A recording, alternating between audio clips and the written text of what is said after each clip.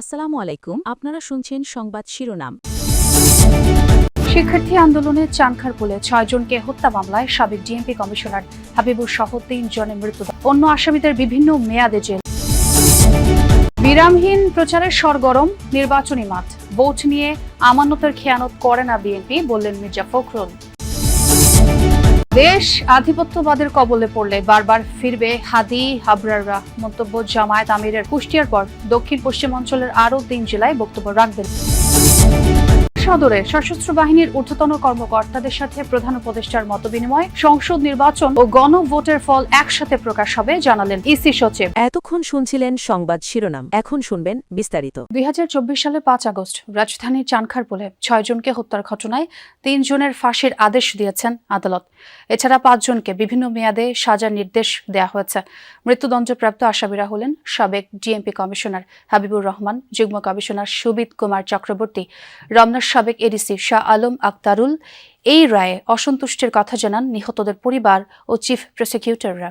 যাদের কম সাজা দেওয়া হয়েছে তার বিরুদ্ধে আপিলের কথা জানিয়েছেন চিফ প্রসিকিউটর। চানখারপুলে পুলিশের গুলিতে নিহত হন শিক্ষার্থী শাহরিয়ার খান আনাস সহ ৬ জন। এই মামলায় ৫ মাসের বিচার প্রক্রিয়া শেষে পুলিশের সাবেক ৮ শীর্ষ কর্মকর্তার বিরুদ্ধে আজ রায় দেওয়া হয়। এটি পুলিশ বাহিনীর বিরুদ্ধে জুলাই হত্যাকাণ্ডের প্রথম রায়। মামলায় পলাতক প্রধান ও ৪ আসামি হলেন ডিএমপির সাবেক কমিশনার হাবিবুর রহমান, সাবেক যুগ্ম কমিশনার সুদীপ কুমার চক্রবর্তী, রমনার সাবেক এডিসি শাহ আলম মোহাম্মদ আক্তারুল ও মোহাম্মদ ইমরুল। গত বছরের ১৪ জুলাই মামলার বিচার শুরু হয়, ১১ আগস্ট শুরু হয় সাক্ষ্য গ্রহণ। এই মামলায় সাক্ষ্য দিয়েছেন ২৬ জন। জবানবন্দিতে হত্যাকাণ্ডের তথ্য, ভিডিও ফুটেজ, ফোন আলাপ সহ নানা তথ্য উপস্থাপন করা হয়। দর্শক, ট্রাইব্যুনালে রায় নিয়ে আইনজীবীদের ব্রিফিং চলছে। আমার সহকর্মী সেখানে একটু আগেই রায় ঘোষণা হলো এবং রায় নিয়ে অসন্তুষ্টির কথাও আমরা শুনছিলাম এবং একটু আগেও chief prosecutor Tajul Islam brief করেছেন। যদি আপনি আমার সঙ্গে একটু যোগ করতে চান। আজকে জুলাই আগস্টের আন্দোলনে ৫ই আগস্টে রাজধানীর চানখারপুলে শহীদ শাহরিয়ার খান আনাজ সহ ৬ জনকে হত্যা মামলার রায় ঘোষণা করা হলো। এটি মূলত অভিযুক্ত পুলিশ সদস্যদের বিরুদ্ধে প্রথম রায়। এখানে প্রধান যে ৩ জন আসামি রয়েছেন, ডিএমপির সাবেক কমিশনার হাবিবুর রহমান, তাকে মৃত্যুদণ্ড দেওয়া হয়েছে। পাশাপাশি সাবেক যুগ্ম কমিশনার সুদীপ কুমার চক্রবর্তী, তাকেও মৃত্যুদণ্ড দেওয়া হয়েছে এবং রমনা জোনের যিনি সাবেক এডিসি শাহ আলম মোহাম্মদ আখতারুল, তাকেও মৃত্যুদণ্ড দেওয়া হয়েছে। পাশাপাশি শাহবাগ থানার সাবেক ওসি আরশাদ হোসেন, তাকে ৪ বছর কারাদণ্ড দেওয়া হয়েছে এবং পুলিশ কর্মকর্তা এই আরেকজন রয়েছেন, তাকে এই ৬ বছর। জাতীয় সংসদ নির্বাচন ঘিরে সারা দেশে জমে উঠেছে প্রার্থীদের প্রচার, গণসংযোগ। সকাল থেকেই মাঠে ব্যস্ত বিভিন্ন দলের মনোনীত প্রার্থীরা। কর্মী সমর্থকদের নিয়ে ছুটছেন নিজ নিজ নির্বাচনী এলাকার ভোটারদের কাছে, শোনাচ্ছেন নানা প্রতিশ্রুতির কথা। বিরামহীন পথসভা, গণসংযোগ, লিফলেট বিতরণ ও উঠান বৈঠকে সরব বিএনপি মনোনীত প্রার্থীরা। ভোটারদের দ্বারে দ্বারে গিয়ে দেশ নিয়ে ভবিষ্যৎ পরিকল্পনা জানিয়ে আসছেন জামায়াতের প্রার্থীরা। ভোট চাইছেন দাঁড়িপাল্লা প্রতীকে। গণসংযোগে পিছিয়ে নেই স্বতন্ত্র প্রার্থীরাও। নতুন বাংলাদেশ বিনির্মাণে ভোট চাইছেন তারা। তবে ভোটাররা বলছেন, এলাকার উন্নয়নে যাকে পাশে পাবেন এবার তাকেই নির্বাচিত করবেন তারা। চাকরির জন্য আমরা ঘুষ নিব না, নিতে দেবো না কাউকে। আমার মা বোনদেরকে অনুরোধ করবো, আপনারা নির্ভয়ে ভোট দিতে যাবেন, যাকে খুশি তাকে ভোট দেবেন।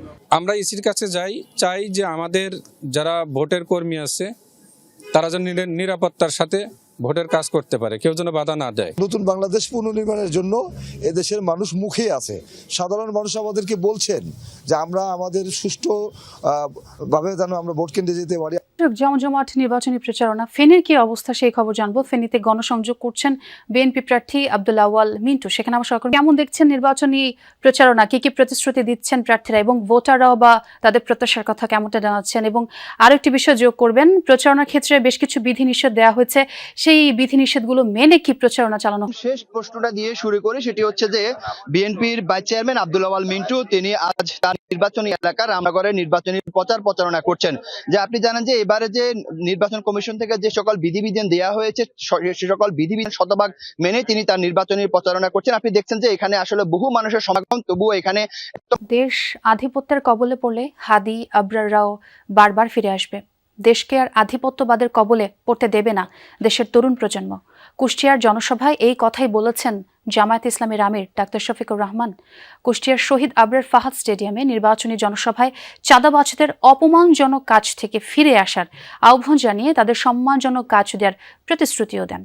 বেকার তরুণ তরুণীদের হাতকে কর্মক্ষম করে বেকারত্বকে দূর করা হবে বলেও জানান জামায়াত আমির। সকালে হেলিকপ্টার যোগে কুষ্টিয়া পৌঁছান তিনি, পরে পুলিশ লাইন্সের হেলিকপ্টার প্যাডে অবতরণ করে সরাসরি জনসভাস্থল কুষ্টিয়ার শহীদ আবরার ফাহাদ স্টেডিয়ামে যান শফিকুর রহমান। কুষ্টিয়ার কর্মসূচি শেষে মেহেরপুরের উদ্দেশ্যে রওনা দেবেন দলটির আমির। কেন্দ্রীয় কর্মসূচির অংশ হিসেবে আজ একই দিনে কুষ্টিয়া, মেহেরপুর, চুয়াডাঙ্গা ও ঝিনাইদহ এই 4টি জেলা সফর করবেন জামায়াত। ফাহাদকে বিদায় করেছে, আবরারকে বিদায় করেছে, আবু সাইদকে বিদায় করেছে, কিন্তু মনে রাখবা এক একটা বিপ্লবী হাজার নয়, লক্ষ নয়, কোটি বিপ্লবীর দুনিয়ায় জন্ম দিয়ে তারা বিদায় নিয়েছে। জায়গায় জায়গায় দখলদারি, জায়গায় জায়গায় আমাদের ভাইয়েরা নেমে পড়লেন চাঁদাবাজি করে। আপনারা এখান থেকে সরে আসুন। আল্লাহ আমাদেরকে যে রিজেক্ট দিয়েছেন ওইটাই আপনাদের সাথে আমরা ভাগাভাগি করে খাইতে রাজি আছি। তবুও মানুষকে কষ্ট দিবেন না, চাঁদাবাজি করবেন না। যেমনটি বলছিলাম, 4টি জেলা সফর করবেন জামায়াতে আমির। মেহেরপুরে জনসভায় অংশ নেবেন তিনি। আমার সহকর্মী সেখানে রয়েছেন, আমরা একটু জনসভাস্থলের খবরাখবর জানবো। আমার সহকর্মী যুক্ত হচ্ছেন রমিজা হাসান। কখন নাগাদ যোগ দিতে পারেন প্রথমত, এবং তাকে ঘিরে নিরাপত্তা ব্যবস্থা কেমন সেটি একটু জানতে চাই। একটু জানিয়ে রাখি, আপনি আমার পিছনে একটু দেখলে বুঝতে পারবেন, হয়তো জামায়াত ইসলামের বাংলাদেশ জামায়াত ইসলামের আমির এখনই এই মুহূর্তেই নির্বাচনী জনসমাবেশ স্থল রয়েছে সেখানে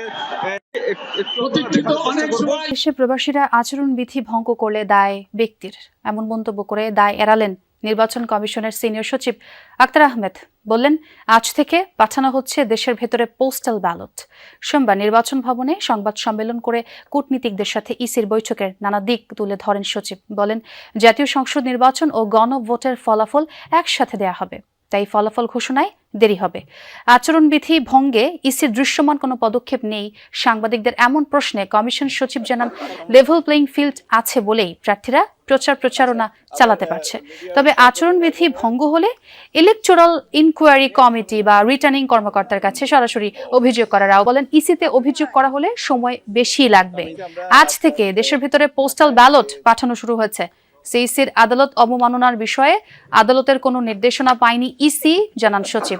দিক থেকে সর্বোচ্চ চেষ্টা থাকবে যত দ্রুত আমরা এটা করতে পারি, এবং গণভোট এবং জাতীয় সংসদ নির্বাচন এর ভোট গণনা কনকারেন্টলি হবে, পাশাপাশি হবে, যাতে একটা ভোট হয়ে গেল আমি জিতে গেলাম বা হেরে গেলাম এই নিয়ে আর বা ইত্যাদি এই জিনিসগুলো যেন না হয়।